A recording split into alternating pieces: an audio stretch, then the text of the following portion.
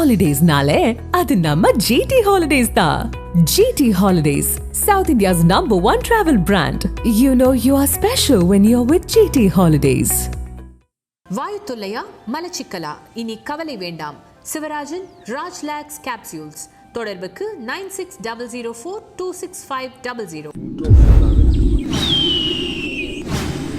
வாழா உங்கள் வாழ்வை வாழ. Cheers. Senior Living by Casagrande. Life begins at 50. Oh no, ரொம்ப போர் அடிக்குது. Take it, date not bites. Lion Date Nut Bites Energy Bar. Take it, Lion Date not bites. நேர்களே வணக்கம், இது சாணக்யா. நீங்கள் பார்த்து கொண்டிருப்பது 7th Sense at 7 PM. தொடர்ந்து நாம் ரொம்ப முக்கியமான நிகழ்வுகள் அன்றைய நாள் பொழுதில் என்ன இருக்கோ அதை எல்லாற்றையும் நாம் தொகுத்து வழங்கி வருகிறோம் 7th Sense அப்படின்ற இந்த நிகழ்ச்சியில். அதன் அடிப்படையில் பார்த்தோம் அப்படின்னா ரொம்ப முக்கியமான விஷயங்கள் இன்றும் நடந்திருக்கிறது. என்னென்ன அப்படின்னு பார்க்கும்பொழுது தான் இன்னைக்கு ரொம்ப முக்கியமான நாள். பொன்மனச்செம்மல் அப்படின்னு சொல்லக்கூடிய புரட்சி தலைவர் அப்படின்னு சொல்லக்கூடிய பாரத ரத்னா பெற்றிருக்கக்கூடிய திரு எம்ஜிஆர் அவர்களுடைய 109வது பிறந்தநாள். அவருடைய பிறந்தநாள் அப்படின்னா இந்த ரத்தத்தின் ரத்தங்கள் அப்படின்ற பாயிண்ட்லேருந்து எல்லாமே வரக்கூடியது இந்த இடத்துல தான். அப்படி இருக்க இந்த நாளில் ஒரு முக்கியமான சிக்னல் கிடைத்திருக்கிறது. தேசிய ஜனநாயக கூட்டணியில் அந்த அப்டேட் எல்லாரும் கேட்டிருந்த வலிமை அப்டேட்னு ஒரு காலத்தில் கேட்டிருப்போம். அதுக்கப்புறம் இது மாதிரி ஒரு அப்டேட்டாக ஒரு காலத்தில் கேட்டிருந்தோம்ல. இப்போ லேட்டஸ்ட் அப்டேட் இருக்கிறது என்னவென்றால் என்டிஏவில் டிடிவி தினகரன் இணைவது 99.99999% உறுதி அப்படின்றது உறுதியாகியிருக்கிறது. இதை நாம் முதலிருந்தே சொல்லி வந்திருக்கிறோம். நமது ஆசிரியர் அவர்கள் சொல்லி வந்திருக்கிறார். இந்த நிலையில் இந்த டெவலப்மெண்ட்ஸ், பாசிட்டிவ் டெவலப்மெண்ட்ஸ் ஃபார் என்டிஏவா என்ன நடக்கிறது அப்படின்றத நமது ஆசிரியர் நம்மோடு விளக்க இருக்கிறார். வணக்கம் சார். சீரிப்பாயும் என்டிஏ கூட்டணி, பொங்கல் சீசன், ஜல்லிக்கட்டு சீசன், சீரிப்பாய்கிறதா என்டிஏ? நம்ம முன்னாடி திமுக கூட்டணியுடைய ஒற்றுமையை எல்லாரும் பேசிக்கிட்டு இருந்தாங்க. நாம் இப்போ பேசிக்கிட்டு இருக்கிற தருணத்தில் திமுக கூட்டணியில் இருக்கக்கூடிய காங்கிரஸ் திமுக கூட்டணியில் என்ன டிமாண்ட் வைக்கலாம், என்ன நிலைமை இருக்குது அப்படிங்கிறத பேசிகிட்டு இருக்கிறாங்க. ஸோ அங்கே என்ன மாதிரி முடிவாக போகுது அப்படிங்கிற நம்ம பார்க்கணும். அதனுடைய அவுட்கம் என்ன வருதுங்கிற பார்க்கணும். இந்த பக்கம் பார்த்திங்கன்னா ஒவ்வொரு கட்சியாக யார் யாரெல்லாம் பிரிந்திருந்தார்கள், பிரிந்தே இருப்பார்கள், இனிமேல் சேரமாட்டார்கள் அப்படின்லாம் சொல்லிட்டு இருந்தாலும் அந்த கட்சிகள்லாம் ஒன்றொன்றா இணைகிறத பார்க்குறோம். அதிமுக கோட்டா பிஜேபி கோட்டான்னு ரெண்டாக இருந்தது 2024 தேர்தலில். அந்த 2024 தேர்தல் தனித்தேர்ந்த எல்லா கட்சிகளுமே ஒன்று சேரக்கூடியதை நம்ம இப்போ பார்க்க போகிறோம். அது ஒருங்கிணைந்த 2021 இல்லாத 2024 இல்லாத ஒரு ஒருங்கிணைந்த இந்தியாவாக கொண்டு பார்க்குறாங்க. நேற்று நம்ம பேசினது போல் நாள் குறிச்சிருக்குங்கிறது ஜனவரி 23 வச்சுருக்காங்க. நம்ம பல நாள் அந்த லாஸ்ட் வீக்கில் தான் இருக்குங்கிறத நம்ம சொல்லியிருந்தோம். அதனால தான் இன்றைக்கி திரு டிடிவி தினகரனுடைய பேட்டியில் நமக்கு ஒரு விஷயங்கள் தெரிய வருது. நம்ம ஒரு கிளியரான ஒரு சிக்னல் கொடுக்க வர்றாரு. எல்லாத்துக்குமே ஒரு ஆமாங்க அப்படி தாங்க சொல்லி சொல்லக்கூடியது கொஞ்சம் சில சந்திப்புகளுக்கு பிறகு அது வேறு மாதிரி இப்போ வந்திருக்காருன்னு பார்க்குறோம். நம்ம இது டே 1லேருந்து நீங்கள் குறிப்பிட்ட சொல்லிட்டுருக்கோம். நம்ம என்டிஏ கூட்டணி தான் எங்களுடைய முதல் ப்ரிஃபரன்ஸ்னு அவரே சொல்லியிருக்கிறாரு. அதுதான் அவருக்கு பொருந்தும் அப்படிங்கிறத நம்ம சொல்லியிருந்தோம். திடீர்னு ஏன் இந்த பிரச்சனை எடுத்தாருங்கிற நமக்கு புரியலன்னு சொல்லியிருந்தோம். அப்புறம் எல்லாத்தையும் பேசி எல்லாமே சீர் செய்யப்பட்டிருக்குங்கிற பார்க்குறோம். அதனால் இது மட்டும் இல்லை, நமக்கு தேர்தல் அறிக்கையும் கூட வெளியிடப்பட்டிருக்கு இன்றைக்கி அதிமுக. அதனால் ஒரு அட்வான்ஸ் பண்ணுற மாட்டதில் ஓவராலாக நீங்கள் பார்க்கும்போது ஏடிஎம்கே ஒரு மாதிரி நடப்பது அவங்களுக்கு ஒரு சாதகமான விஷயமா பார்க்குறோம். ரொம்ப மைனஸ் இந்த சினிமாலெலாம் என்ன செய்வாங்க அப்படின்னா ட்ரெய்லரை கொஞ்சம் அமுக்கி வாசிப்பாங்க, கொஞ்சம் அடக்கி வாசிப்பாங்க. ஏன்னா ட்ரெய்லரில் ரொம்ப பெரிய எதிர்பார்ப்பு வந்துருச்சுன்னா ட்ரெய்லர் மாதிரி படம் இல்லைப்பா, ட்ரெய்லர் காட்டி ஏமாத்தாங்க அப்படிம்பாங்க. அதனால் இந்த அதிமுக பாஜக கூட்டணி ஏகப்பட்ட சண்டை போட்டு பஞ்சாயத்து கூட்டி ஆள் வருது வரல, காத்தாடுதுப்பா ஆடுதுப்பாலாம் சொல்லி உடனே வர அந்த மொமெண்டம் இப்போ பாசிட்டிவாக அவங்களுக்கு கிரியேட் ஆயிடுது. அப்படியே டிஎம்கேல அப்படியே ஸ்டேல் ஆயிடுச்சுப்பா, அப்படியே இருக்குது, என்ன இருக்குதோ அப்படியே இருக்குதுப்பா, அதுவே இருக்குதா இல்லையான்னு தெரியலப்பா அப்படிங்கிற இடத்து போயிடுது. இவங்க ஒன்றுமே இல்லைப்பா அப்படிங்கிறது இப்போ ஒன்றுனா வர்றாங்கப்பா அப்படிங்கிற இடத்து. ஸோ ஒரு பாசிட்டிவான மொமெண்டம் என்டிஏ கூட்டணிக்கு வருதுன்னு பார்க்குறோம். அதுதான் நம்ம இந்த அலங்கான ஜல்லிக்கட்டுக்கு இன்னைக்கு நடந்துருக்கனால சீரிப்பாயும் என்டிஏ கூட்டணி போட்டிருக்கோம். ஓகே, இதில் தான் நமக்கு கேள்வி வருது, வாடிவாசலை திறந்தாரா திரு டிடிவி தினகரன் அப்படின்னு. இதில் தான் அவர் ரொம்ப நாளாக பேசுனதில் இன்னைக்கு கொடுத்த ப்ரெஸ் மீட்டில் 2021 அவங்க சில நல்லெண்ணம் கொண்டவர்கள் முயற்சித்தார்கள். அப்போது கூடவில்லை, அம்மா ஆட்சி அமையவில்லை.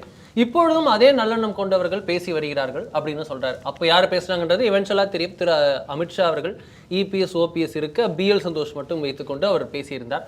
இப்போதும் அதே நல்லெண்ணம் கொண்டவர்கள்னு திரு அமித்ஷா அவர்களை தான் சொல்கிறாரா? நீங்கள் சொன்ன சந்திப்புகளும் திரு அமித்ஷாவுடன் தானா?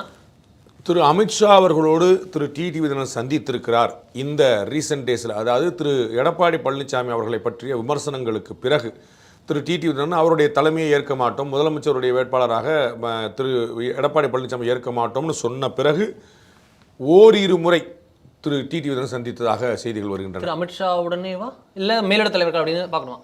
நான் மேலிடத்தில் சொல்லிக்கிறேன், நீங்கள் யாருன்னு புரிஞ்சுக்கங்க, அவ்வளோதான். அமித்ஷாவுடனே வச்சுக்கோங்களேன். அமித்ஷா அவரோட சந்தித்ததாக செய்திகள் இருக்கின்றன. ரொம்ப தெளிவாக புரிய வைக்கப்பட்டிருக்கு, விளங்க வைக்கப்பட்டிருக்கு. ஏன்னா நம்ம பார்த்துருவோம், அவர் தேசிய ஜனநாயக கூட்டணியில் இணைந்த காலத்துலேருந்து இப்போ வரைக்கும் டெல்லிக்கு போகவே இல்லை.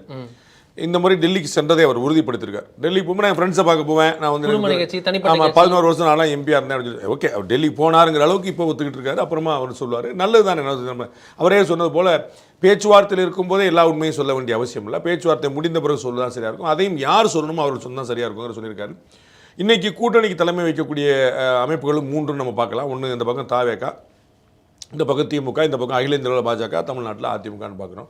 அப்போ திமுக கூட போகிறதுக்கான வாய்ப்புகள் குறைவு. தாவேகா கூட போனால் ஏதாவது பிரயோஜனம் கிடைக்குமா அப்படிங்கிறதுல, அப்படிங்கும்போது பாஜக கூட போகிறதுக்கான வாய்ப்புகள் அதிகமாக இருக்குன்னு பார்க்குறோம். அவருமே அதான் பொருந்தி போஞ்சிருக்கும். எங்களுடைய இன்னொரு இடத்தையும் சொல்கிறாரு, எங்களுக்கு கூட்டணி கட்சி ஆட்சி தான் அமையும் அப்படிங்கிறது நமக்கு ரொம்ப தெளிவாக தெரியுது. அப்படிங்கும்போது எங்களுடைய கட்சியை சேர்ந்தவர்கள் அமைச்சராக்கணும் அப்படிங்கிறத பார்க்குறாங்க. அப்போ தாவேக்கா கூட போனார்னா ஆட்சி அமைக்கிறதுக்கான வாய்ப்பு கிடையாது. அதில் அந்த அவரே அவர் பழுத்துப்பட்ட ஒரு அரசியல் அனுபவம் கொண்டவர். அதனால் அவர் ஒத்துப்பார் தாவேக்கா ஆட்சி அமைக்கணும்னு அவர் சொல்ல மாட்டார். அப்போ அமைச்சரவைக்கான வாய்ப்பு இல்லை. திமுக காங்கிரஸுக்கே அமைச்சர்களை பங்கு கொடுக்குமான்னு சொல்லலை. அப்புறம் நீங்கள் அங்கே போக முடியாது, போனாலும் கிடைக்குமாங்கிறது சொல்ல முடியாது. அப்போ வாய்ப்பு இருக்கக்கூடிய ஒரே கூட்டணி உங்களுக்கு தேசிய ஜனநாயகம். அவ்வளோதான் ஒரு குழு கொடுப்பார், எவ்வளோதான் குழு கொடுப்பாரு. நான் அண்ணி பிரேமலதா அவர்கள் சொன்னது போல தான் கூட்டணி யாருடன் என்பதை முடிவெடுத்து விட்டோம். அது எப்போ சொல்லணுங்கிறது அப்போ சொல்ல முடியும். அதே தான் அண்ணனும் சொல்கிறார். நான் கூட்டணிலாம் ஓகே தான், எல்லாமே ஆல்மோஸ்ட் நெருங்கிட்டோங்கிற வார்த்தையை சொல்கிறார். ஆல்மோஸ்ட் 99% ஃபிக்ஸ் பண்ணிட்டோம் அப்படிங்கிற சொல்கிறார். அப்போ அதை முறைப்படி அறிவிப்பாங்க, அதுதான் முறை. எங்களுடைய தலைமையில் கூட்டணி நான் அறிவிச்சிருக்கேன், அவங்களோட தலைமையில் கூட்டணி அவங்க அறிவிப்பாங்கன்னு சொல்கிறாங்க. ஸோ ஆல் இஸ் வெல் அப்படிங்கிறத எல்லாமே சும்மா போயிருக்கு. திரு அமித்ஷா அவர்கள் ரொம்ப தெளிவான விளக்கங்களை கொடுத்துருக்கிறாரு. ஒன்றும் கவலைப்படுறதுக்கு ஒன்றும் கிடையாது. உங்களுக்கான உரிமை அது எல்லாமே நிலைநாட்டப்படும், அதில் ஒன்றும் பிரச்சனை இருக்காதுன்னு சொன்னாங்க. ஆல் ஹாப்பி, எல்லாமே சேர்ந்து வந்தால் தான் இருக்கும். நம்ம அதுபோக திரு அமித்ஷா அவர்களும் திரு எடப்பாடி அவர்களும் சந்தித்த போதும் கூட திரு எடப்பாடி அவர்கள் இதற்கு சம்மதித்து விட்டார் அப்படிங்கிறத பார்க்குறோம். டெல்லியில் ஒரு பிரஸ் மீட்டை சந்திக்கும் போது ரொம்ப தெளிவாக சொன்னார். திரு ஓ பன்னீர்செல்வம் அவருடைய பேரை சொல்லும்போது தான் மறுத்தார். இன்றைக்கே திரு ஓ பன்னீர்செல்வம் செய்தியாக சந்திச்சிருக்கிறாரு. அப்போ அவர் குறிப்பிட்ட இவரை சேர்க்க மாட்டோம் அவரை சேர்க்க மாட்டோம்லாம் சொல்கிறாங்க, அதெல்லாம் சரியா அப்படிங்கிற கேள்வி. அப்போ நம்ம தெளிவாக என்ன தெரிகிறது, இந்த மூணையும் வச்சு நம்ம பார்க்கும்போது திரு டிடிவி தினகரனை சேர்த்துக்கொள்வதற்கு கூட்டணியாக திரு எடப்பாடி பழனிசாமி சம்மதித்து விட்டார். திரு ஓ பன்னீர்செல்வம் அவர்களை கட்சியில் சேர்ப்பதற்கு மறுத்துவிட்டார். அதைத்தான் திரு டிடிவி தினகரன் உறுதிப்படுத்துகிறார், திரு இபிஎஸ் உறுதிப்படுத்துகிறார், திரு ஓ பன்னீர்செல்வம் உறுதிப்படுத்துகிறார். So all is well. அவங்க திரு எடப்பாடி பழனிசாமியுடைய தலைமையை ஏற்று அதிமுக பாஜக கூட்டணிக்குள்ளே திரு டிடிவி தினகரன் வருகிறார் அப்படிங்கிறது தான் உறுதியாக இருக்குது. அதுதான் இன்றைக்கி ரொம்ப தெளிவாக சொல்லியிருக்காரு. பாண்டே பேட்டி கேட்டார்னா கொடுத்துருவேன் அப்படிங்கிறதையும் சேர்த்து சொல்லியிருக்கிறார். இதில் தான் நமக்கு அவர் சொல்கிற தனிப்பட்ட விருப்புகளை தாண்டி அம்மாவின் ஆட்சி அமைய தமிழ்நாட்டுக்கு எது நல்லதோ நாட்டுக்கு எது நல்லதோ அதை நாங்கள் செய்வோம் அப்படின்ட்டு சொல்கிறார். இதில் எப்படி நம்ம அதை சென்ஸ் அவர் இங்கே தான் வராருன்றதை புரிஞ்சிக்க முடியுது. பட் இது அவர் சொல்ல தனிப்பட்ட விருப்புங்கிறது அதுதான் சொல்கிறார். திரு எடப்பாடி பழனிசாமி அவர்கள் தனக்கு துரோகம் செய்ததாக ரொம்ப திடமாக நம்புகிறார் திரு டிடிவி. அதை நம்ம பார்க்குறோம். திரு டிடிவி தினகரனையோ திருமதி சசிகலா அவர்களையோ ஏன் நீக்கினார்கள் அப்படிங்கிறதுக்கான இன்னைக்கு வரைக்குமான காரணம் யாராலையும் சொல்ல முடியாது. இனிமேல் அதை பற்றி பேசுகிற அர்த்தம் இல்லை. இப்போ கூட்டணி நேரத்தில் பேசுகிறது கேட்குறதும் கூட நியாயம் இல்லை. ஆனால் நம்ம பலமுறை 2017 இதை நான் பேசிக்கிட்டு இருக்கிறேன். அவங்க எல்லாருக்குமே திரு டிடிவி தினகரனுக்கும் திருமதி சசிகலாவுக்கும் எல்லாருக்குமே தெரிஞ்ச விஷயம். அவர்கள் ஒரு கடினமான காலகட்டத்தில் இருந்தபோதே நம்ம அதை பேசியிருக்கோம். அவர்கள் நீக்கப்பட்டதில் ஒரு நியாயமான காரணம் இல்லை அப்படிங்கிறத. பட் நவ் அது அடுத்து கடந்து போன விஷயம். அது காயங்களை அடுத்த கடத்துக்கு நகர்த்திட்டு போகணுமே தவிர திரும்பி புண்ணையை சுரண்டிட்டு இருக்கிறது அர்த்தம் கிடையாது. அதனால் அந்த வேதனை அவருக்கு இருக்குது. நம்ம ஃபார் நோ ரீசன் இது நடந்திருக்கு அப்படிங்கிறது.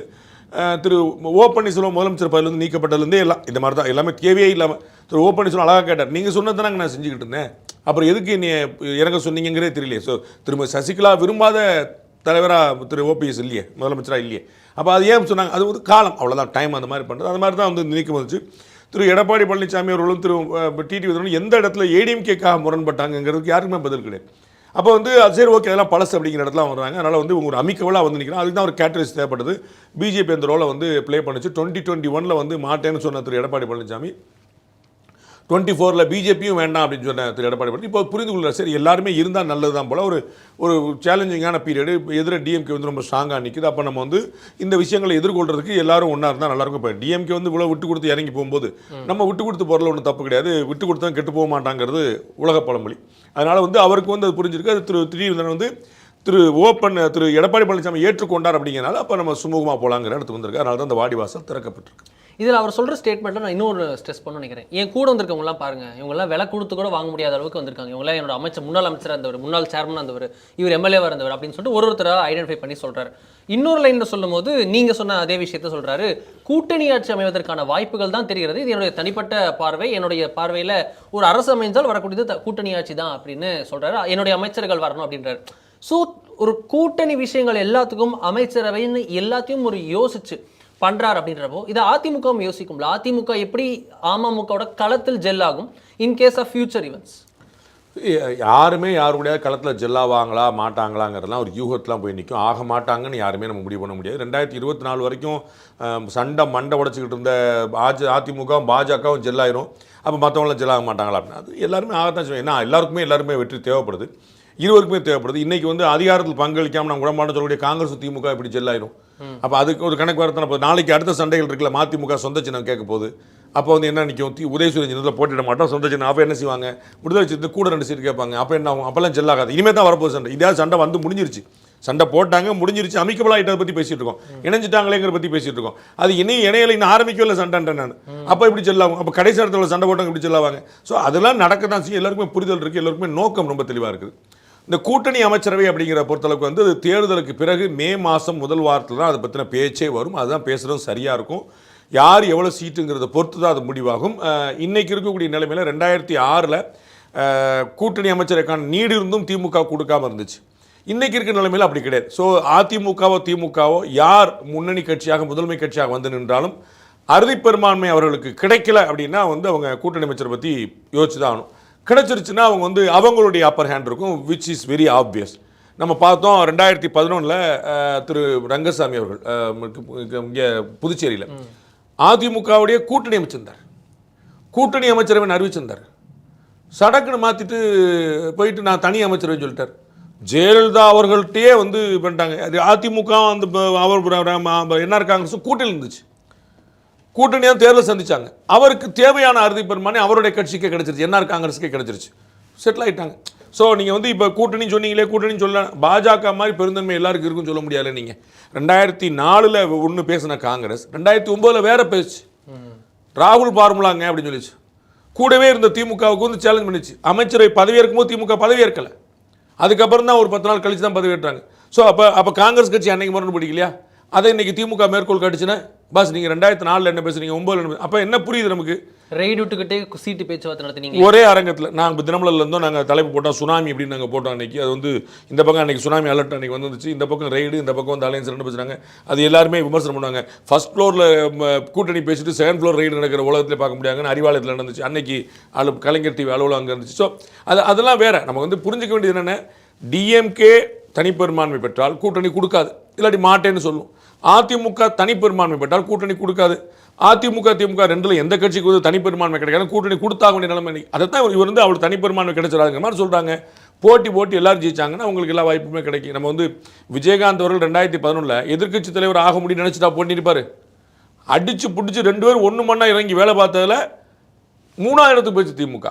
அப்போ நம்பர் 2 கட்சியாக தேமுதிக வந்துருந்துச்சு. அவர் அப்போ எதிர்பார்த்துருப்பாரா? அப்போ எல்லாரும் ஒன்று அதிமுக தோற்கடிப்பேன்னு தேமுதிக நினச்சிருந்து, தேமுதிக தோற்கடிப்பேன்னு அதிமுக நினச்சிருந்தா 2 பேருக்குமே வாய்ப்பு எடுத்துக்காது. ஸோ அதிமுகவை ஜெயிக்க வைக்கிறதுக்கு தேமுதிக உழைச்சது, தேமுதிகவை ஜெயிக்க வைக்க அதிமுக உழைச்சது, அதிமுக முதலமைச்சர் ஆனிச்சு, தேமுதிக எதிர்க்கட்சி தலைவர் ஆனிச்சு. அப்படி தான். அப்போ இது வந்து வின் பாலிசி யோசிக்கணும். நான் காலவாரி விடுறேன், காலவாரி சந்தோஷம், 2 பேரும் தான் கீழே புரிய, 2 பேரும் காலவாரி விட முடிச்சா. ஸோ அது கூட்டணி அமைச்சரவைக்கான வாய்ப்பு இருக்கா இல்லையாங்கிறது மே மாதம் தான் தெரியும். போலிங்லாம் முடிஞ்சு கவுண்டிங் ஆரம்பிச்சப்போ, கவுண்டிங் அன்னைக்கு சாயந்தரம் பேச வேண்டிய டாபிக். பெரி engineering, arts and science, pharmacy, nursing மற்றும் பிசியோதெரபி கல்லூரிகள் சென்னை இந்தியாவில் சிறந்த உள்கட்டமைப்பு கொண்ட கல்லூரிகளில் ஒன்று. 100% வேலை வாய்ப்பினை உறுதி செய்யும் சாதனை. ஆயிரக்கணக்கான பிற கல்லூரி மாணவர்களுக்கும் வேலை தந்த பெருமை. பெரி, எங்கள் கண்களில் உங்கள் கனவுகள். இங்கே தான் வந்து நமக்கு வந்து இங்கே நீங்கள் சொன்னது போலவே இங்கே எல்லாம் செட் ஆயிடுச்சு அப்படின்ற மாதிரி விஷயங்கள் பேசுகிறோம். அங்கே இன்னும் ஆரம்பிக்கவே இல்லை அப்படின்ற விஷயம் அங்கே தான் வந்து வருகிறது. ஜே பாணியில் நகர்கிறாரா திரு எடப்பாடி பழனிசாமி? எல்லாமே ஒரு அட்வான்ஸ்டு, இது ப்ரீ மெச்சூர்னு சொல்கிறத விட ஒரு ப்ரீ மெடிடேட்டடாக பண்ணுறாங்க. இதுதான் நடக்கும், அதுக்கு முன்னாடி நம்ம பண்ணிடுவோம் அப்படின்றது தான் செல்வி ஜெயலலிதா அவர்களுடைய பாணி. அதுதான் திரு எடப்பாடி பழனிசாமி செய்கிறாரா அப்படின்னு. இன்றைக்கி பார்த்தோன்னா திடீர்னு வாக்குறுதி 5 போல் ப்ராமிசஸ், காங்கிரஸுடைய அவங்க 5 போல் ப்ராமிசஸ் சொல்கிற மாதிரி அது சமீப நாட்களாக கொடுப்பாங்களா, அது போல் கர்நாடகாலாம் கொடுத்த மாதிரி இவங்களும் வந்து 5 போல் ப்ராமிசஸ்ன்னு அனௌன்ஸ் பண்ணியிருக்காங்க. நம்ம குறிப்பிட்டு சொல்லணும் அப்படின்னா உங்களுக்கு பெண்களுக்கு 2000 ரூபாய் தருவது, இப்போ இருக்கிற 1000 ரூபாய் ஸ்கீம்ன்றத குலவிளக்கு அப்படின்ற திட்டத்தின் கீழே 2000 தருவது, ஆண்களுக்கும் நகர பேருந்துகளில் ஓசி பஸ், ஓஷி அப்படின்னு சொல்லிட்டு அந்த ஸ்லாங்ல சொல்லுவோம், ஓஷி அந்த பஸ் கொடுப்பது, 25000 ரூபாய் மானியத்துடன் 5 லட்சம் பெண்களுக்கு வாகனங்கள். விஜய் அதிமுக ஆட்சியில, அதிமுக ஆட்சியில விஜய்க்குலாம் அந்த கிரெடிட் கொடுத்துறாதீங்க. நீங்க வந்து அதுல வந்து ஏடிஎம்கே ஆட்சியில வந்து கொடுத்த நரேந்திர மோடி வந்து துவக்கி வச்சார் அந்த திட்டத்தை, ஆட்சி மாறி பிறந்த நாள் அன்னைக்கு தொடங்கி வச்சார் அந்த திட்டம். இது மாதிரி 5 போல் ப்ராமிசஸை கொடுத்துருக்காங்க. இதே போல 4வது வந்து கிராமப்புறங்களையும் நகரப்புறங்களையும் ஏழைகளுக்கு வீடு, அது வந்து 4வது ஸ்கீம். 5வது ஸ்கீம். அதில் இன்னொரு முக்கியமான விஷயம் என்னென்னா, ரொம்ப இன்ட்ரெஸ்டிங்கான விஷயம் என்ன கொடுத்துருக்காங்கன்னா, கிராமப்புறங்களில் வீடு கட்டி தருவோம், நகரப்புறங்களில் நிலம் வாங்கி வீடு கட்டி தருவோம். நிலம் கிடையாது, நிலம் வாங்கி வீடு கட்டி தருவோம். அதில் அடுக்குமாடி வீடுகள் நகர்ப்புறங்களில். அதில் ரொம்ப முக்கியமான விஷயம், நகர்ப்புறங்களையோ கிராமப்புறங்களையோ பட்டியலினத்தவர்களாக இருந்தால் அவர்கள் தனி குடித்தனம் போனால், இன்னைக்கு கல்யாணம் முடிகிறதுக்கு முன்னாடி பையன் நம்ம கூட இருப்பான், நாளைக்கு கல்யாணம் முடிஞ்ச அப்புறம் இது வந்து சின்ன இடமா இருக்குது அப்படிங்கிறனால நம்ம வந்து தனி குடித்தனம் போக நினைப்பான். அப்போ அவருக்கும் ஒரு வீடு கட்டி கொடுப்போம். ஸோ அந்த அனைவருக்குமான வீடு தர எப்படி எக்ஸ்டெண்ட் பண்ணாங்கன்னா, உங்கள் குடும்பத்துக்கு ஒரு வீடு அலாட் ஆயிடுச்சு இல்லைங்க அப்படிங்கிற கிடையாது, பட்டியலினத்தவர்கள் மட்டும் கூடுதல் சலுகையாக அதை கொடுக்குறாங்க. பேருந்து இலவசங்கிறது நகர பேருந்துகள் மட்டும்தான். நீங்கள் கன்னியாகுமரி இறங்கி மெட்ராஸ் கொண்டு போய் கொடுப்பான்னு சொல்லி சொல்ல முடியாது, கன்னியாகுமரி டவுனில் இறக்கி விட்டுருவாங்க. ஸோ அந்த நகர பேருந்துகளில் பெண்களுக்கு இலவசம். இப்போ அப்படி தான் நகர பேருந்தில் ஆண்களுக்கும் இலவசங்கிற சொல்லி வச்சிருக்காங்க. ப்ளஸ் 25000 ரூபா மானியம், அதாவது ஒரு பைக் நீங்கள் வாங்கலாம், அந்த பைக் வந்து எவ்வளோ நாள் இருக்கலாம், அதில் 25000 வரைக்கும் மானியம். அந்த பைக் 30000 ரூபாயாக இருந்துச்சுன்னா நீங்கள் 5000 ரூபா செலவழிக்க வேண்டும். அந்த பைக் வந்து 1 லட்ச ரூபா இருந்தால் நீங்கள் 75000 செலவழிக்கணும். ஸோ 25000 ரூபா வரை அரசாங்கம் மானியம் கொடுக்கும், அது கொடுத்துருக்காங்க. வீடுகள் வந்து ரொம்ப இன்ட்ரெஸ்டிங்காக நினச்சிட்டோம், அது எல்லாருக்குமான வீடு, கிராமப்புறத்துலையும் வீடு, நகர்ப்புறத்துலையும் வீடு, பட்டியலினத்தவர்களுக்கு தனி கொடுத்துட போனாலும் ஒரு வீடு. இது கூட சேர்ந்து 100 நாள் வேலை திட்டத்தை 150 நாள் வேலை திட்டமா மாற்றும். இது திமுக வாக்குறுதி நிறைவேற்றாமல் இருக்க, மத்திய அரசு வாக்குறுதியை கொடுக்காமல் 125 நாளாக உயர்த்தி இருக்க, அதை இன்னொரு 25 நாள் ஏற்றி 150 நாள் தரேன் அப்படின்னு திரு இபிஎஸ் அவர்கள் வாக்குறுதி, இந்த 5 கேரண்டி வாக்குறுதிகள் கொடுத்திருக்கிறார். அதே போல ஃபுல் பிரச்சார பயணம் முடித்து வந்திருக்கிறார். கூட்டணி ஓரளவுக்கு ஏறெடுத்தார கிட்டத்தட்ட முடிஞ்சிட்டோம் அப்படின்ற அளவுக்கு பிரச்சனை இருக்கா, டஸ்ட் செட்டில் ஆகுமா அப்படின்ற இடத்துல வந்து கூட்டணியில் என்ன சீட்டு நகர்ற அளவுக்கு நகர்ந்து இருக்கிறது என்டிஏ. இப்போ இருக்கக்கூடியது நிலைமை. இப்படி இருக்க முந்துகிறாரா வேகத்தில் ஜெயபாணியில் அதே நகர்வுகள் அதே டாக்டிக்ஸோட நகர்கிறாரா? ஏன் ஜெயபாணியில் அப்படின்னு நம்ம பார்க்குறோன்னா, மற்றவரெல்லாம் கூட்டணியே முடியாத போது கேண்டிடேட்டே அறிவிச்சிருவாங்க ஜெயலலிதா அவர்கள். அது மாதிரி வந்து அடுத்த ஏன்னா கலப்பணி ஆட்டம், நமக்கு வந்து வேட்பாளர்கள் நீங்கள் அறிவிச்சா தான் அவங்க போய் அடுத்த கட்டத்தை வேலையை பார்க்க முடியும், நிறைய டைம் எடுக்க முடியும். நீங்கள் வந்து இன்றைக்கி பார்த்தீங்கன்னா அஃபீஷியலாக பிப்ரவரி பாதியில் எலெக்ஷன் டேட் அறிவிக்கக்கூடிய வாய்ப்பு இருக்குது.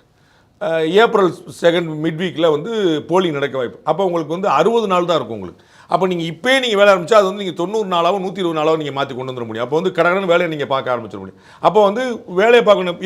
ஜனவரி 14 முடிஞ்சு வச்சு. ஸோ வந்து ஜனவரி 15, பிப்ரவரி 15, மார்ச் 15, ஏப்ரல் 15 உங்களுக்கு கரெக்டாக 120 நாள் வந்து போலிங்கில் வந்து முடிஞ்சிடும். அப்போ நீங்கள் அட்வான்ஸ் பண்ணி கரெக்டாக போனீங்கன்னா 120 நாளுங்கிற 100 நாளாக இருக்கும்போது நீங்கள் ஃபுல்லி ப்ரிப்பேர்டாக இருப்பீங்க. 100 நாளுக்குள்ளே நீங்கள் வேட்பாளர் அறிவிச்சலாம். இப்போ உங்களுக்கு கூட்டணி உறுதியாச்சும் ஜனவரி 23 பிரதமர் வந்தோடனே நம்ம சொன்னது போல் ஜனவரி கடைசியில் வந்து செட்டில் ஆயிடுச்சுன்னா அடுத்து வந்து சீட் ஷேரிங் முடிஞ்சு வச்சுன்னா சீட் அலாட்மெண்ட், சீட் முடிஞ்சுன்னா கேண்டிடேட் அதை கடகடன்னு ஜனவரி எண்டுக்குள்ளே முடிச்சிட்டான்னு வச்சுக்கோங்க, அல்லது பிப்ரவரி ஃபர்ஸ்ட் வீக்குள்ளே முடிச்சிட்டான்னு வச்சுக்கோங்க, அடுத்த வேலையை பார்க்கணும். அப்போ வந்து அது களத்தில் யாரை நிறுத்துறீங்களோ அவங்களுக்கு வாய்ப்பு கிடைக்கும். நீங்கள் வந்து பிஜேபியில் ஒரு தப்பு என்ன செய்வாங்க, நாங்கள் அகில இந்திய கமிட்டி தான் முடிவு பண்ணுவாங்க. காங்கிரஸில் அந்த மாதிரி தேசிய கட்சியில் போகிறோம் அப்படிங்கும். இப்போ எம் நாட் ராங், நாகப்பட்டினத்துக்கு நினைக்கிறேன், மாயவரம் நாகப்பட்டினத்துக்கு பாராளுமன்ற தொகுதியில் காங்கிரஸுக்கு வந்து வேட்பாளர் அறிவிக்கல, கடைசியில் சுதா அறிவிச்சாங்க. நான் அந்த பக்கம் சுற்றிக்கிட்டு இருந்தேன், சக்கரவர்த்திக்கு கொடுக்கறதா இருந்து திமுக மாட்டேன்னு சொல்லி கடைசி நேரத்தில் அந்த பக்கம் சுற்றி வச்சு பார்க்கும்போது உங்கள் வாக்கு காங்கிரஸுக்கேன்னு போட்டிருக்காங்க, யாருக்குன்னு கூட போடல. அந்த பேர் போடும் அப்படின்னா பெருசாக அவ்வளோ நேரத்துக்கு வந்து போடாமல் இருந்தாங்க. அந்த மாதிரிலாம் இல்லாமல் இருக்கிறதுக்கு வந்து டக்குன்னு போட்டணும் அப்படிங்கிறது ஒரு முக்கியமான பாயிண்ட். அதான் செஞ்சுருக்காங்க.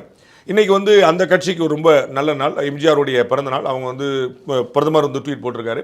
அப்போ நம்ம வந்து வேகமாக வேலையை ஆரம்பிச்சிடணும். அடுத்த கட்டத்தில் நீங்கள் சொன்ன டஸ்ட்லாம் செட்டில் ஆயிடுச்சு, நம்ம வந்து யாரை சேர்க்கணும் யாரை சேர்க்கலங்கிற முடிவாயிருச்சு, நம்ம அடுத்த கட்ட நகர்ந்துரும் அப்படிங்கிற ஒரு கணக்கு தான். ஸோ நாளும் குறிச்சிட்டாங்க நேற்றே நம்ம சொன்னது போல். அப்போ அடுத்த நாளுங்கும்போது ஒரு அட்வான்ஸ் போடும்போது இன்றைக்கி நம்ம பேசிகிட்டு இருக்கோம், அமைச்சர் ரகுபதி அவர்கள் வந்து பேட்டி கொடுக்குறாரு, எங்கள் ஸ்கீமை தான் பூரா காப்பீடு ஸ்டார் அப்படின்னு. எல்லாருமே எல்லா ஸ்கீமுக்கும் அந்த கிரெடிட் எடுத்துக்க வேண்டியதான். அந்த 1000 ரூபா ஸ்கீமே வந்து கமல்ஹாசனுடைய வாக்குறுதி. அதுதான் சொல்ல வரேன். கமல்ஹாசனுடைய தேர்தல் வியூக ஒப்பாளர் தான் வந்து பிரசாந்த் கிஷோரே. 2021 அவர் தான் அக்ரிமெண்ட் போட்டிருந்தாரு. திமுக ரொம்ப கெட்டிக்கார கட்சி, பிரசாந்த் கிஷோர் தூக்கிருச்சு, கமலஹாசன் தூக்கிருச்சு, மகேந்திரனை தூக்கினாங்க, அப்புறம் வந்து கமலை வழியா தூக்கிட்டாங்க. எங்கே போவார் பாவம் தலைவர் நல்ல மனுஷன். சின்னம் என்ன ஆகும் சார்? யாருங்க? டார்ச்சா இல்லை உதவி செஞ்சணும். அதில் என்னங்க, அதில் வச்சு என்னங்க இப்போ 4 பேர் எம்எல்ஏ இருக்காங்க ட்ரை பண்ணாங்கன்னா சந்தோஷம் தானேங்க. ஸோ வந்து அது நம்ம பேசுவோம், 100 நாள் டாபிக் வேணும்ல நமக்கு. ஸோ வந்து ஜெயலலிதா அவர்கள் வந்து எல்லாத்தையுமே அட்வான்ஸாக இருக்கிறாங்க பார்க்குறோம். அதே மாநிலத்தில் வந்து எடப்பாடி பழனிசாமி பார்த்து விமர்சனம் வைக்கிறவர்கள் கூட அவருக்கு ஜெயலலிதா நினைப்பு அப்படின்னு தானே சொல்கிறாங்க. அவர் ஜெயலலிதா மாதிரி நினச்சிருக்காரு. அப்போ அதே மாதிரி செயல்பட்டோம்னா ஜெயலலிதா மாதிரி ஆயிடலாம்ல, அவ்வளோதான சிம்பிளானுங்க. அப்போ வந்து ஜெயலலிதா அவர்கள் என்னெல்லாம் செஞ்சாங்களோ அதெல்லாம் கடகடன்னு செய்ய ஆரம்பிச்சோன்னா வேலை நடக்கும்ல. அப்போ எல்லாருக்குமான ஸ்பேஸ் கிடைக்கும். இந்த 5 ஸ்கீமும் ரொம்ப இன்ட்ரெஸ்டிங்கான ஸ்கீம். இதை நீங்கள் பின்னாடி பேசி கொண்டு வரும்போது கிராமப்புறங்கள்லேயும் வீடு, நகர்ப்புறங்களையும் வீடு, ஏழைகளுக்கு வீடு, தனி கொடுத்துட போனால் இன்னொரு வீடு, பெண்களுக்கு வந்து 25,000 வரைக்கும் நாங்கள் 5 லட்சம் பெண்களுக்கு நாங்கள் வந்து கொடுப்போம். அப்புறம் வந்து தாலிக்கு தவங்க லேப்டாப்லாம் என்ன ஆகும்போது சொல்லார், பாஸ் இது முதல் கட்டம் தான், இது முழு தேர்தல் அறிக்கை இல்லை. இன்றைக்கி பிரஸ் மீட்டில் திரு எடப்பாடி விளக்கம் கொடுக்குறார், இது முழு தேர்தல் அறிக்கை இல்லை, தேர்தல் அறிக்கையில் நாங்கள் 5 இன்னும் எங்களுடைய ஆட்கள் களப்பணி ஆட்டிட்டு மக்களுடைய குரல் கேட்டிருக்காங்க. ஸோ மாவட்ட வாரியாக, தொகுதி வாரியாக மொத்தமாக கொடுக்குற தேர்தல் அறிக்கை நாங்கள் கொடுக்க போகிறோம். இது வந்து முதல் கட்டமாக அப்படின்னு. ஸோ அது இன்ட்ரெஸ்டிங்கான. ஆண்களுக்கும் நகர்ப்புறங்கள்னு வரும்போது தொழிலாளர்களுக்கு, ஏழைகளுக்கு அது வந்து உதவி செய்யக்கூடியதாக இருக்கும். நான் இந்த இலவச ஸ்கீம்களில் பெரிய ஆர்வம் கொண்டவன் இல்லை, அதை ஏற்கிறவங்கள தனிப்பட்ட முறையில் நம்ம பல முறை சொன்னது போல் ஒரு மீனை கொடுப்பதை விட மீன் பிடிக்க மீனை கொடுப்பதை விட மீன் பிடிக்க கற்றுக் கொடுப்பதான் சரி அப்படின்னு நம்ம ரொம்ப தினமாக நம்புகிறோம். பட் இந்தியா முழுக்க ட்ரெண்டாக ஓடிட்டுருக்கு. ஏதாவது ஒரு கட்டத்தில் முற்றுப்புள்ளி வரும் அப்படின்னு நம்ம நம்புவோம். இந்த ஸ்கீம் வந்து திமுகவுக்கு வந்து ஒரு பெரிய சவாலை ஏற்படுத்தும். அவங்க வந்து இதோட பெட்டராக ஏதாவது செய்யறதுக்கான ஒரு பெட்டரா செயல்படுவாங்க அப்படின்னாலே யார் இங்கே ஹீரோ அப்படின்னு காட்டுறது. 2008 எலெக்ஷன்ஸில் குஜராத்தில் வந்து தமிழ்நாட்டில் என்ன பண்ணாங்களோ அதை அப்படியே காப்பி பண்ணிட்டு போய் டிவி தரோம் அப்படின்ற மாதிரி காங்கிரஸ் அங்கே அறிவிச்சு, ஆனால் மோடி அவர்கள் வந்து நான் டிவிலாம் இல்லை ஒழுங்காக கரண்ட் தருவேன் அப்படின்னு சொன்னார். இலவசம்லாம் தர மாட்டேன். அதெல்லாம் 2006 தமிழ்நாட்டில் தேர்தல், 2007 குஜராத்தில் அப்படியே வந்து இந்த 2006-7 ஒரு வருஷம் கேப்புக்குள்ள அப்படியே அதை இம்ப்ளிமெண்ட் பண்ண பார்த்தாங்க. இங்கே திமுகவுக்கு வெற்றி கிடைச்சது, அங்கே காங்கிரஸுக்கு பலன் கிடைக்கல. மோடி தான் வந்து இலவசம் தரமாட்டேன், கரண்ட் தான் ஃப்ரீயா கொடுப்பேன், அது வேணா பண்ணுவேன் அப்படின்ற மாதிரி சொல்லி அவருக்கு வந்து அது கரண்ட் கிரீனா கொடுப்பேன், ஃப்ரீயா கொடுப்பேன், ஐ மீன் நான் ஸ்டாப்பா தருவேன். ஆமா, கிளீனா கொடுப்பேன். கிரீன் அவர் வந்து சொன்னது வந்து எப்போ வரும் போகும் தெரியாத இலவச மின்சாரம் வேணுமா, எப்போதுமே தடைபடாத கிரீன் அண்ட் கிளீன் கரண்ட் வேணுமா, அதுதான் நான் கொடுப்பேன் அப்படின்னு சொன்னார். ஸோ அப்படி ஒர்க் அவுட் ஆனதை பார்த்தோம். அப்போ வந்து இந்த 2006 அப்பேற்பட்ட 2006 கதாநாயகன், இந்த தேர்தலின் கதாநாயகன் வந்து வாக்குறுதி தான் அப்படின்னு திரு ப. சிதம்பரமே வந்து. ஏன் ப. சிதம்பரமே சொன்னாருன்றீங்க? அவர் வந்து மத்திய அமைச்சர், நிதி அமைச்சர். இந்த முறை மத்திய நிதியமைச்சர் என்ன சொல்ல போறாங்க? இதான் தேர்தல் அறிக்கை தான் வாக்கு, இதான் ஹீரோன்னு சொல்ல போறாங்க. உங்களுக்கு புரியுங்களா? 2 ஏக்கர் நிலம் கொடுக்க போறேன், 2 ரூபாய்க்கு அரிசி கொடுக்க போறேன், கலர் டிவி கொடுக்க போறேன்னு சொல்லி சொன்னபோது அதெல்லாம் நடக்காத காரியம்ப்பா அப்படின்னு ஒரு எண்ணம் இருந்துச்சு. அப்போ வந்து திரு சிதம்பரம் அவர்கள் மத்திய உள்துறை அமைச்சராக இருந்து கொண்டு நிதியமைச்சராக இருந்து அவர் வந்து இந்த தேர்தல் கதாநாயகன் திமுகவுடைய தேர்தல் அறிக்கை தான் சொல்லும்போது அது ஒரு பெரிய என்டார்ஸ்மெண்ட்டாக மாறிச்சு. அது வந்து அப்போ அவரே சொன்னார் நடக்கும். அவருடைய பொருளாதார நிபுணர் அவர் வந்து ஒரு எக்ஸலண்ட் ஒரு ஆள். அவர் வந்து சொல்லும்போது ஆஹா அப்படின்னு சொல்லி ஒரு நம்பிக்கை. அதுபோல் இந்த முறை மத்திய நிதியமைச்சராக இருக்கக்கூடிய பாஜகவை சேர்ந்த திருமதி நிர்மலா சீதாராமன் இதை சொல்லும்போது தேர்தல் அறிக்கை வந்து கதாநாயகனாக மாறக்கூடிய வாய்ப்பு உண்டு. ஏன்னா அது வந்து எப்படி ஃபிசிக்கலி சாத்தியம்? அந்த கேள்விக்கு வந்து இன்னைக்கு பதில் சொல்கிறார் திரு எடப்பாடி பழனிசாமி. வந்து இந்த கேள்வி எழுப்புறாங்க, என்னங்க ஏற்கனவே 9 லட்சம் கோடி கடன் இருக்கு, நீங்க தான் சொன்னீங்க, அப்புறம் திருப்பி நீங்க வந்து சொன்னீங்களா இப்படி வருவீங்க. அவர் அழகா சொல்றாரு, அவங்களுக்கு நிர்வாக மேலாண்மை தெரியல, அவங்களுக்கு வந்து அந்த திறமை இல்லை, அவங்களால ஹேண்டில் பண்ண முடியல. நாங்கள் இதுக்கு முன்னாடி நாங்கள் வந்து கோவிட் பீரியடில் 2 வருஷம் நாங்கள் ஹேண்டில் பண்ணலையா, நாங்கள் வந்து எல்லாத்துக்கும் ஃப்ரீ இது கொடுக்கல, நாங்கள் அரசாங்கத்தை நாங்கள் செம்மையாக நடத்தலையா, அப்போ வந்து சேலஞ்சே நாங்கள் ஹேண்டில் பண்ணுவாங்க. எங்கள்கிட்ட திறமை இருக்குது, எங்கள்கிட்ட ஆட்சி பண்ண அனுபவம் இருக்குது, நாங்கள் வந்து அவங்களுக்கு ஹேண்டில் பண்ண தெரியல. ஸோ ஒரே விஷயமா இருந்தாலும் அது 2 பேரில் யார் ஹேண்டில் பண்ணுவாங்கிறதுக்கு அந்த ப்ராடக்ட்டுக்கு எவ்வளோ முக்கியத்துவம் கொடுக்க முடியுமோ அதோட ஹேண்ட்லருக்கும் அவ்வளோ பெரிய முக்கியத்துவம் கொடுக்கணும். அதனால் எங்களால் அதை ஹேண்டில் பண்ண முடியுங்கிற பதில் சொல்கிறார். ஸோ நிச்சயமாக இந்த தேர்தல் அறிக்கை வந்து ரொம்ப நிதானமாக கவனம் பெறும். இன்னைக்கு வந்து ஊடகங்கள் வந்து பூரா ஜல்லிக்கட்டை மட்டும் காட்டிட்டு இந்த பக்கம் போகாமல் இந்த பக்கம் பேசாமல் அது இது எம்ஜிஆருடைய பிறந்தநாள் மட்டும் முடிச்சுட்டு இவர் வெளியிட்டக்கூடிய அந்த தேர்தல் வாக்குறுதியை வந்து அப்படி எவ்வளோ முடியுமோ அவ்வளோ அமுக்கலான்னு பார்க்க வச்சுவாங்க. ஆனால் தாண்டி இன்னைக்கு வந்து ஊடகங்கள் கையில் வந்து சமூகம் இல்லை, சமூக ஊடகங்கள் கையில் அது போயிடுச்சு. அண்ட் மக்கள் காமன் மேன் கைக்கு அது போயிடுச்சு. அவங்க வந்து எல்லாருமே ரீச் பண்ணி பார்த்துட்டு இருக்காங்க, விவாதம் பண்ணுறாங்க.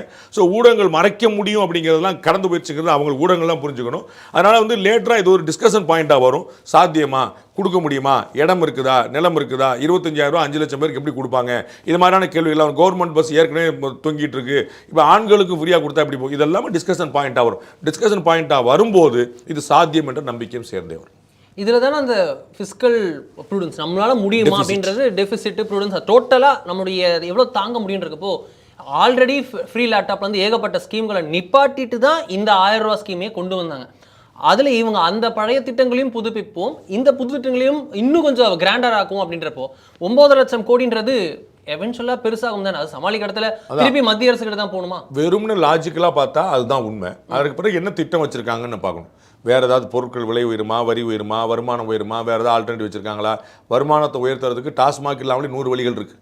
தமிழ்நாட்டில் டாஸ்மாக் வந்து மிக முக்கியமான வருமானமாக இருக்குது. பொங்கலில் 2 நாளில் வந்து 500 கோடி தாண்டி வச்சுருக்காங்க. 300 கோடி ஒன்று, 200 கோடி ஒன்றுன்னு போய் இன்னைக்கு 200 கோடி, பொங்கல் அன்னைக்கு 300 கோடின்னு 2 நாள் 500 கோடி அடிச்சாங்க. போன முறை 400 கோடி தான். திருவள்ளூர் தினம் வந்துச்சுன்னா அன்னைக்கு ஒன்று வந்திருக்கும். ஆமாம், நான் அன்னைக்கு ஒரு நல்லா வந்திருக்கும். திருவள்ளூர் புண்ணியத்தில் அது போச்சு. ஸோ வந்து அரசாங்கம் நினைக்கிறோம் 200 கோடி லாஸ் அவரால் அப்படின்னு நினச்சிருப்பாங்க.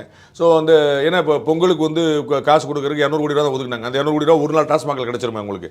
ஸோ 50,000 கோடி ரூபாய் வருமானம் டாஸ்மாக்லேருந்து கிடைக்குது. இந்த 50,000 கோடி ரூபா டாஸ்மாக்லேருந்து இல்லாமல் தான் குஜராத் சர்ப்ளஸ் பட்ஜெட் போடுது, பீகார் சர்ப்ளஸ் பட்ஜெட் போட்டிருக்கு. அப்போ வந்து இது இல்லாமலே ஆல்டர்னேட்டிவ் வழி இருக்குது. அப்போ தமிழ்நாடு அரசு ஒருவேளை நாளைக்கு அதிமுக தலைமையில் அமைஞ்சா அவர்கள் ஆல்டர்னேட்டிவ் யோசிக்கலாம். நான் ஏற்கனவே சொன்னபோல என்னுடைய ரங்கராஜ் பாண்டே தனியாக ஒரு கருத்தை வச்சுன்னா இந்த மாதிரியான இலவச ஸ்கீம்களில் எனக்கு உடன்பாடு கிடையாது. அண்ணன் சீமான் அவர்கள் ரொம்ப தெளிவாக சொல்கிறது போல் நானே சொந்தமாக கார் வாங்குறதுக்கு வழி ஒன்று, நானே சொந்தமாக வீடு கட்டுறதுக்கு வழி ஒன்று, நான் நல்லா ஜம்முன்னு பஸ்ஸில் போகிற பஸ்ஸு வந்து போகிற மாதிரி விடு, ஓட்ட பஸ் வச்சுட்டு எனக்கு ஓசியில் கொடுக்கறதுக்கு நான் போகிற மாதிரி நல்ல சொகுசு பஸ்ஸாக கொடு. இதுதான் என்னுடைய நிலைப்பாடு. நம்ம வந்து இது வந்து அந்த மக்களுக்கான அந்த வாழ்வியல் முன்னேற்றத்தை அவர்களுக்கு ஏற்படுத்தணும், அதை ஃபெசிலிட்டேட் பண்ணணும். ரோடு போட்டு கொடுக்க வேண்டியது அரசாங்கத்தின் வேலை, வீடு கட்ட வேண்டியது மக்களுடைய வேலை. இங்கே என்ன நடக்குது? ரோடு ஒழுங்காக இருக்கிறது இல்லை, வீடு கட்டி தரேன்றாங்க. அப்போ நம்ம கடமை ஏதோ நாங்கள் பால் விற்க வேண்டியது, சாராயம் விற்க வேண்டியது என்னுடைய வேலை இல்லை.